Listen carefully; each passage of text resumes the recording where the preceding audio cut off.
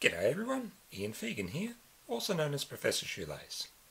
Today's video is about tightening shoelaces. Now with my website having over 60 different methods, including basic crisscross lacing, I thought it'd be interesting to compare how the different methods are tightened, because there's often quite different techniques. Now with crisscross lacing, it's quite basic. Just simply get your fingers under each crossover, work your way up the shoe, pulling each crossover tight. You can grab under each side if you prefer, and finish at the top of the shoe. But there's variations of crisscross lacing. This variation, for example, is what they call lock lacing. It's crisscrossed most of the way up, so of course you tighten that the normal way. But at the top of the shoe, the laces feed in a loop through these additional eyelets, and then the lace end from the opposite side runs through those loops. So you end up with these sort of loops underneath the top bits, and the way that's tightened is by simply pulling. Notice those top bits sort of act like a pulley. They pull outwards. That provides extra tightening force to really lock the lacing into the heels, and then you pull outwards and the locking bits lock back down. You can do multiple steps to really give additional tightening. Each time you pull that, it really uses leverage to pull that extra tight, and then you pull outwards to again lock those down, and then of course you tie it as normally. So that's a couple of variations of crisscross lacing. Now, things get interesting when you do some other variations. This one, for example, is my own personal favourite. It's what I call over-under lacing. So every second crossover is either over, running over the top, or under, running underneath. The advantage is there's less friction, so on a small shoe you can simply pull from the top and the whole lot will tighten, but on a tall boot like this you only have to grab every second crossover instead of every single crossover and pull tight. That saves you about half the amount of time of tightening. Similar thing with this, what they call double helix lacing. The laces run in a sort of a double helix, and to tighten those, forget about the bottom ones and start from these second ones upwards and just pull two at a time to tighten. Here you again pull two at a time to tighten, and then by the time now we reach the top of the shoe, you just pull the last ones to tighten those. So that gives you an efficiency of, half the tightening time. Now, we've got a similar thing with a straight lacing method. This one is called straight bar lacing, and this is called straight European lacing. Now the straight bar is similar to the previous ones in that ignore the bottom two, and we start from the second two upwards and pull to tighten.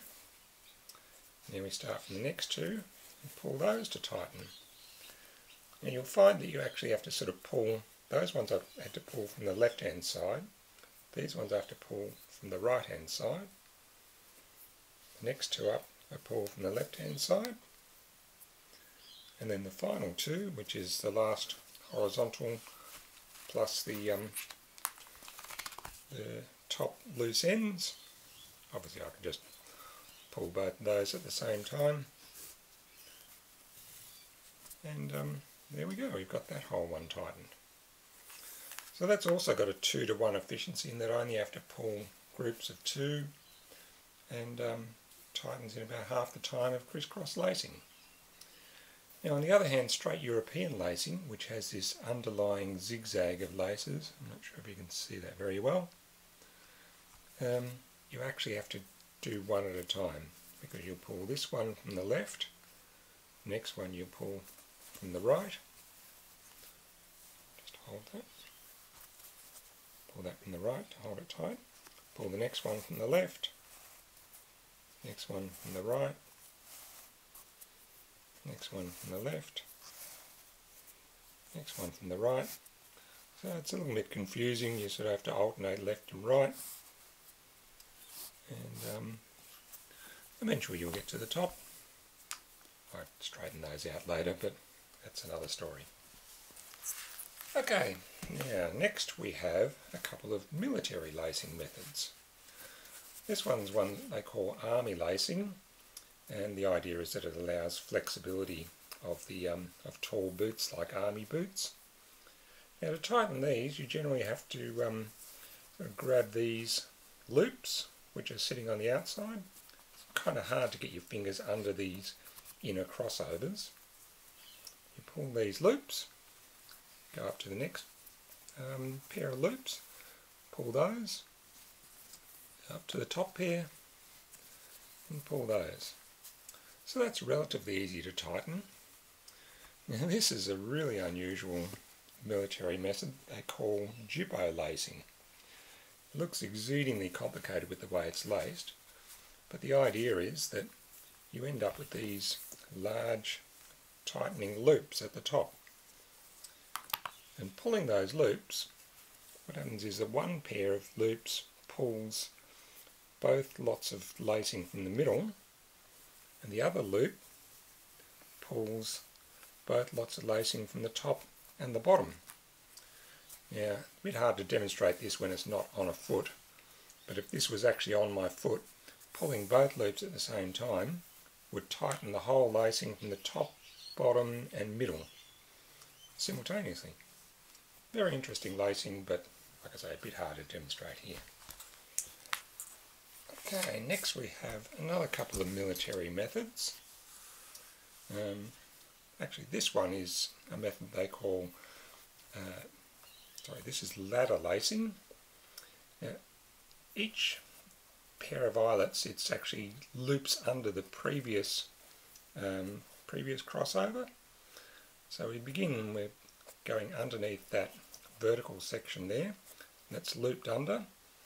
So the next pair of eyelets, we actually have to pull these ones here from the side, similar to that that army lacing. Pull them from the sides.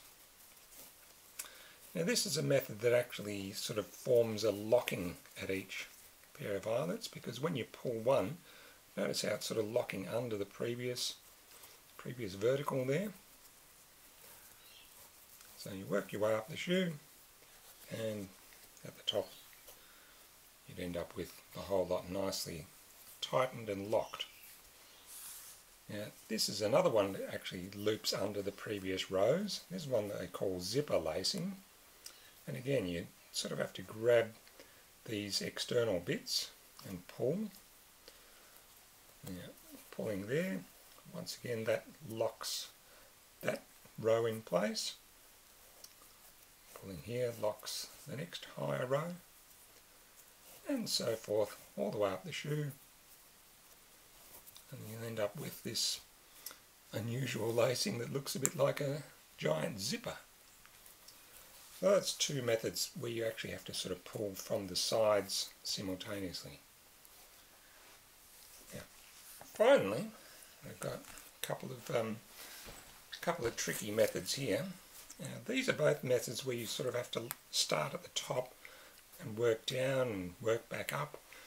This is a method called double back lacing, and it's specifically so that it will be quite tight near the top, because to tighten it you have to sort of start from that point there, go down 2 rows and tighten, go down 2 rows and tighten. When you get to the bottom of the shoe you go up 1 row and tighten, then up 2 rows and tighten, then keep going up.